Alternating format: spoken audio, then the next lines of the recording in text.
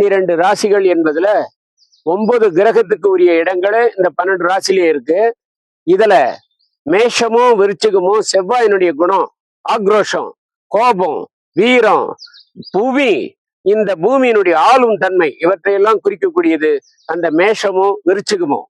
அதற்கடுத்தது கால அளவுல 2வது ராசியா ரிஷபமும் துலாமும் இருக்கு.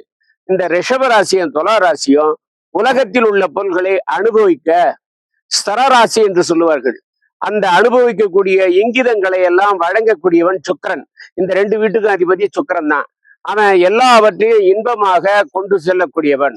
அதற்கடுத்தாற் போல இருக்கக்கூடியது மிதுனம் என்ற புதன், கன்னி என்ற புதன். இந்த 2 வீடும் ஒரே புத கிரகத்துக்கு எழுதுதல், பேசுதல், ஆற்றல் மிக்க செயல்களை செய்தல், இவதற்கெல்லாம் காரணமா இந்த 2 ராசி அமையிறது.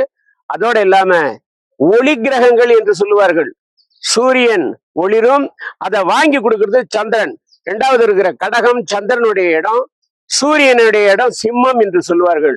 ஆகவே இந்த நவகிரகங்களை 5 பேரை பார்த்துட்டோம்.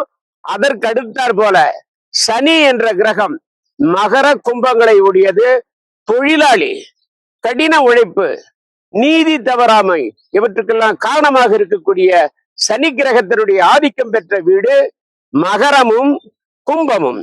இது மட்டுமல்ல, தேவ ரிஷி என்று சொல்லக்கூடிய ஆங்கீரச மகரிஷியுடைய புதல்வன் பிரகஸ்பதி என்ற குரு.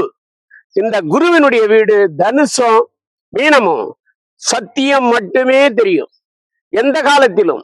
ஆகவே இந்த மனிதனுடைய குணங்களை உலகத்தில் உள்ள மக்கள் பெற்றிருக்கிறார்கள். ஆகவே இந்த குணங்களுக்கு உரியவர்கள் அந்தந்த ராசியிலே லக்னத்திலே அமைவார்கள் என்பது ஜோதிட சாஸ்திர விதி.